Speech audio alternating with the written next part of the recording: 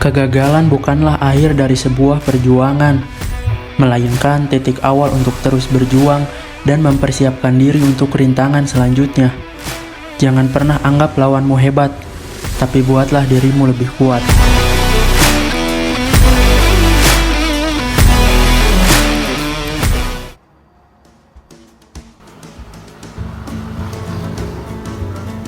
Pendakian kali ini saya akan kembali ke Provinsi Jateng untuk mendaki gunung dengan urutan tertinggi ketiga di Jawa Tengah.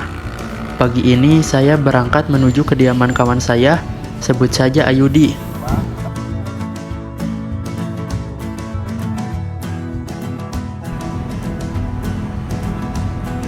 Dari rumah saya berangkat pukul 4 pagi memulai perjalanan dengan angkutan kota untuk menghemat biaya transportasi dan nantinya akan menggunakan mobil milik Ayudi. Setelah perjalanan 2 jam, saya sampai di tempat yang sebelumnya sudah dijanjikan untuk bertemu. Kemudian saya dan Ayudi pergi menuju kediamannya. Yo, nah lewat Jenal Aidin. Nah, Aidin. Sebenarnya teh di Cimalaka.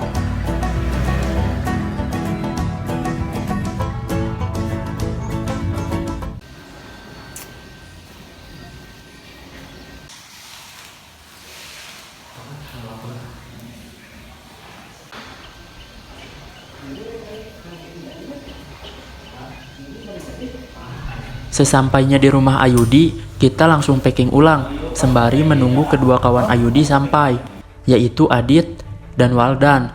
Ya, mereka berdua akan ikut di pendakian kali ini, dan kami akan pergi berempat. Boleh ya sih, tapi orang kudu sholat ini Jumatan kan. Setelah semuanya selesai dikemas, kami berpamitan kepada orang tua Ayudi, kemudian berangkat. Perjalanan kali ini kami akan melewati kota Cirebon, kemudian menggunakan tol.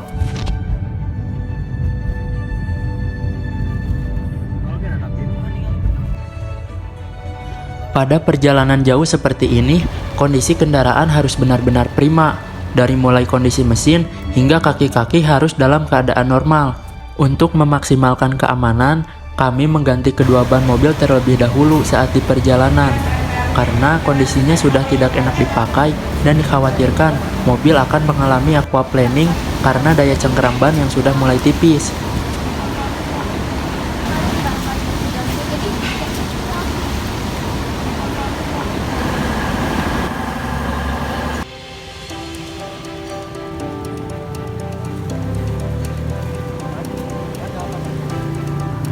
Sesampai di bengkel, kami langsung meminta para teknisi untuk mengganti kedua ban depan. Ternyata prosesnya cukup cepat, dan pergantian kedua ban telah selesai. Kami pun melanjutkan perjalanan, sembari mencari rumah makan untuk istirahat dan makan siang.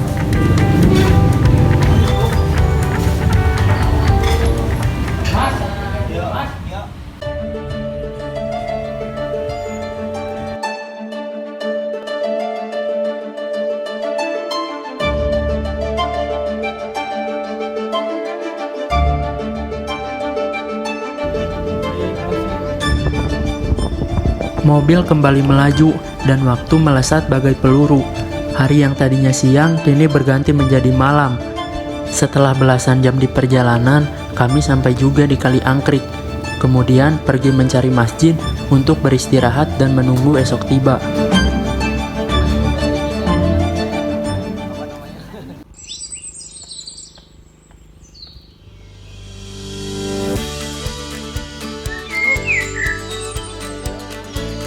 Ya, jadi kita udah sampai di Desa Butuh, Kali Angkrik. Jadi di sini tuh unik banget, dan orang-orang mengenal tempat ini dengan julukan Nepal Van Java. Mungkin karena bangunan di sini mirip dengan bangunan yang ada di Nepal. Gila sih ini pemandangannya, langsung menghadap ke Gunung Sumbing, gokil. Melihat keindahan Nepal Van Java, sayang rasanya jika tidak diabadikan melalui kamera udara. Keunikan bangunan minimalis dan warna-warni di sini membuat Indonesia tak kehabisan tempat menarik untuk dikunjungi. Desa yang lokasinya di kaki Gunung Sumbing ini cukup menarik banyak wisatawan, serta hamparan kabut tipis akan terlihat seperti lukisan jika dilihat dari kamera drone.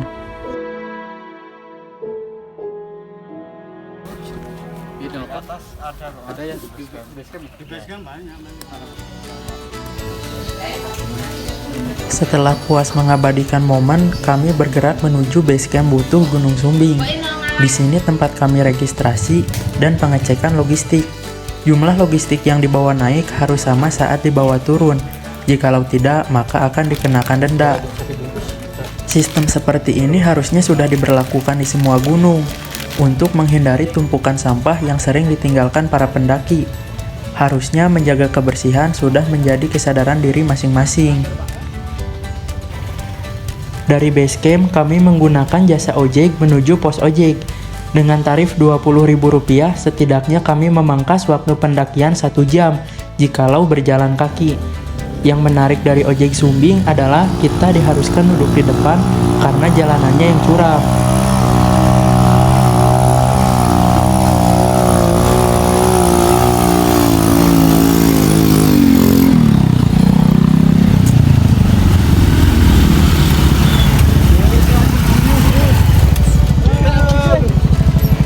Wah, tadi ya naik ojek kesan dan pesan. Pesan dan pesannya nggak mau lagi. Wah. Aja. Dit, kuat dit.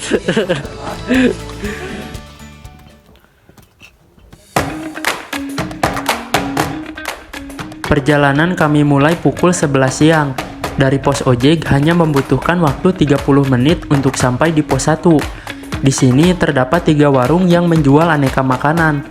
Untuk sepotong semangka dihargai Rp2.000 dan ini sangat murah. Ya, masnya sama? Nanti saya nyusul. Oh ya. Ini nih. Nah, menu wajib di gunung semangka. Mantap. Ini anget aja kan? Nggak panas? Hangat aja, Bu. Ya. Suapan pertama. Dengan 2.000 nih, guys. Saat beristirahat, kami sedikit berbincang, karena dulunya kami pernah mendaki bareng ke Gunung Prau. Awahyu dulu pernah bareng ke Prau, sekarang naik lagi ke Sumbing. Via Kali Angkrik. Karena beliau sudah pernah ke Sindoro juga, di sini saya bertanya perbedaan antara ojek Gunung Sumbing dan Gunung Sindoro. Ke naik ojeknya nggak terlalu naik, tapi kencang ojeknya. Kalau Sumbing ojeknya pelan tapi jalurnya naik. Benar. Jadi dua-duanya ada plus dan minusnya, guys.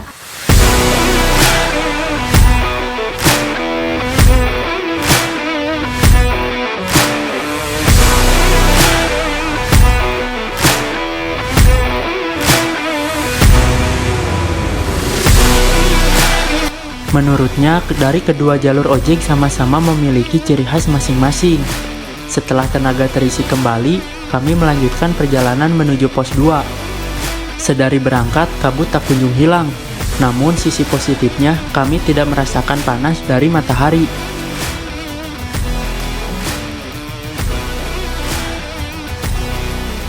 Jadi, Gunung Sumbing tuh karakternya memang seperti ini. Treknya dibuat menangga dari pos 1 sampai pos 2. Yang bikin capek tuh ya kayak gini, tangga. Mungkin sebagian besar dari kalian juga akan sama seperti saya, merasa lebih lelah jika jalur pendakian dibuat menangga seperti ini. Setelah berjalan 1 jam lebih, sampailah kami di pos 2.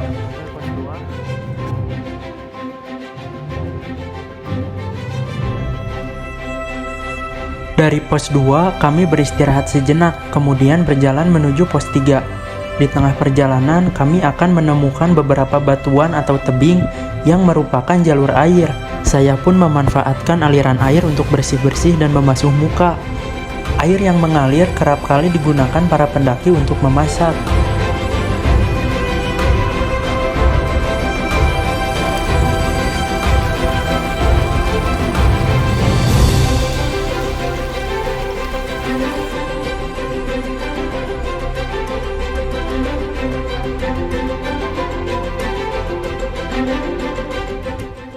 Gunung yang memiliki ketinggian 3.371 mdpl ini tidak boleh dianggap remeh. Tebing yang kami lalui kini bertambah sulit ditambah adanya aliran air. Pikiran harus tetap fokus, selaras dengan kaki yang mencari pijakan di celah bebatuan. Kami pun bergantian melewati tebing yang curam ini. Orang yang lebih dahulu lewat memberitahu arah pijakan bagi orang yang ada di belakang, karena tebing ini langsung berhadapan dengan jurang. Setelah melewati jalur yang ekstrim, kami tak sengaja bertemu burung yang sedari tadi mengikuti. Entah memang kebetulan atau ini sebuah petunjuk, namun burung ini seolah menuntun kami hingga tiba di pos 3.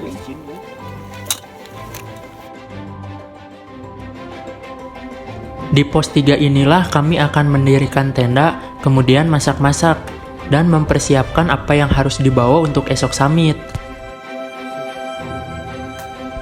Kabut perlahan hilang, kali ini mata bisa memandang bebas. Lihatlah di kiri dan kanannya dipenuhi rumput hijau dan beberapa aliran air. Saat melihat ke depan, terlihat lautan awan yang berbaris rapi hingga ke ujung sana. Melihat puncak yang jaraknya masih jauh dari area camp, membuat kami harus bangun lebih pagi.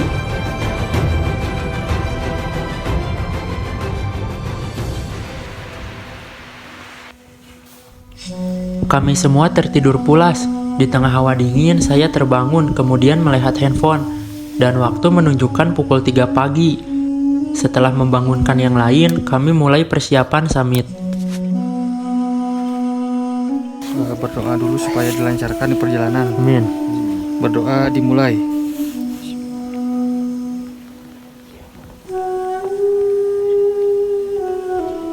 Berdoa selesai.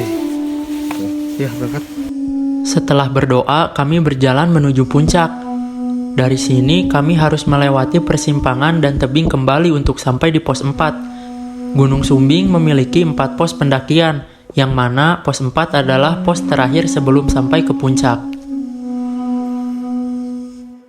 Persiapan summit. Persiapan lumayan. Mantap. Dingin bro, asli. Cuaca dingin ya. Cuaca dingin. Belum sampai ke pos 4 kurang lebih 2 jam. 2 jam. 2 jam. Ditambah perjalanan kami. Lumayan. Persiapan dan summit dan. Ya persiapan ini yang Adit mana? Ayah Adit. ada full tim. Yuk.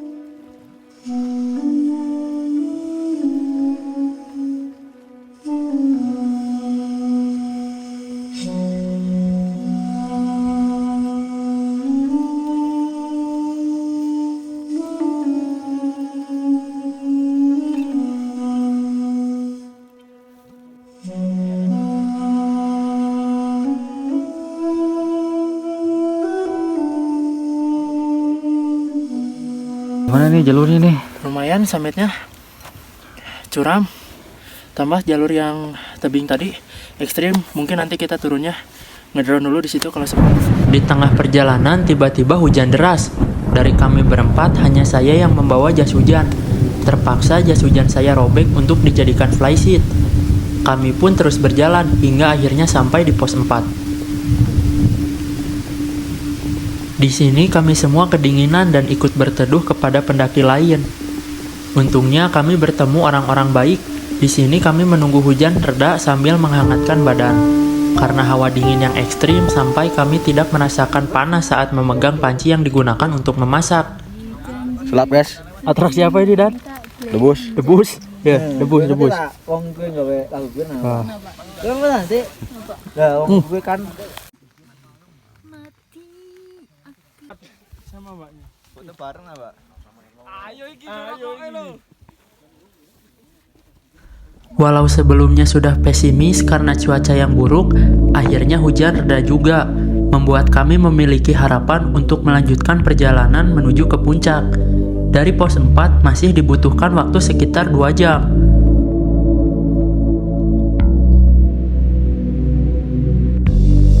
Jalur yang sebelumnya melipir kini sudah lurus ke depan dan terus menanjak. Hutan yang rimbun sudah tidak ada di sini. Hangatnya mentari pagi memberi semangat saya untuk terus berjalan. Di sini trek pendakian berupa batu berpasir, terlihat lembahan di kiri dan kanannya.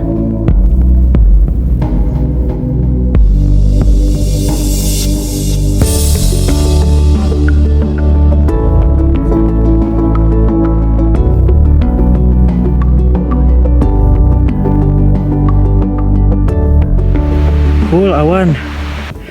Bentar lagi nyampe puncak.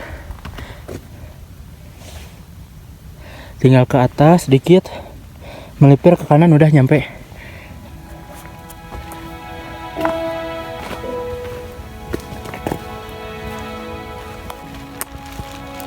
Tuh, orang di atas. View-nya,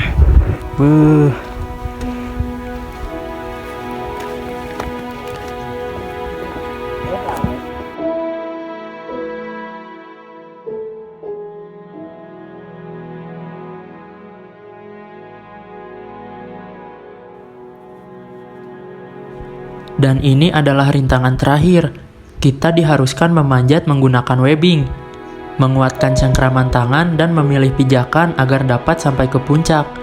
Setelah mengerahkan semua kemampuan, akhirnya kami sampai juga di puncak sejati Gunung Sumbing.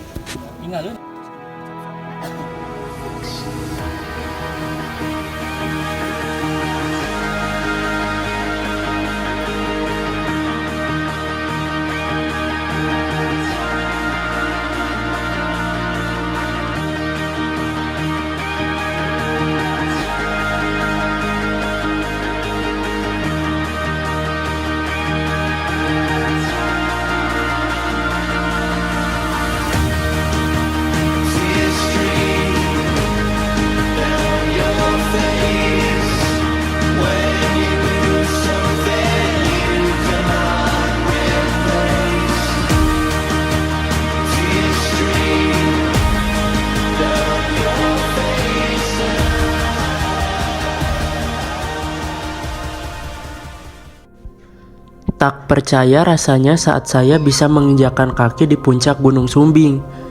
Walau sebelumnya dihadapkan dengan cuaca yang buruk, ternyata kami semua mampu untuk melewatinya. Setelah perjalanan yang melelahkan, kita harus kembali turun dan perjuangan belum usai. Bagian paling sulit menurut saya adalah saat melewati tebing dari pos 4 menuju pos 3. Jika turun hujan, tebing ini akan dipenuhi aliran air yang deras dan nampak seperti air terjun. Setelah melewati tebing tadi, kami sampai juga di pos 3. Saat hendak turun, hal yang saya khawatirkan terjadi. Hujan turun sangat deras disertai angin yang kencang. Terdengar gemuruh dari langit menandakan sedang terjadinya badai. Terpaksa kami harus diam di shelter bersama penangki lain dan menunggu hujan reda. Saat intensitas hujan rendah, kami langsung paksakan turun dan kami harus melewati tebing yang dipenuhi aliran air.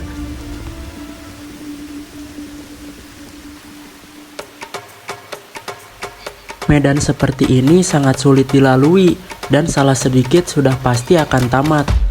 Jas hujan yang sudah dijadikan flysheet saat summit membuat saya harus berjalan dalam keadaan basah. Hujan sesekali bertambah deras, memaksa agar langkah saya semakin cepat. Akhirnya kami semua tiba di bawah dalam keadaan selamat. Setelah pengecekan sampah dari pihak base camp, kami putuskan untuk menginap semalam lagi di base camp dan akan pulang besok pagi. 14.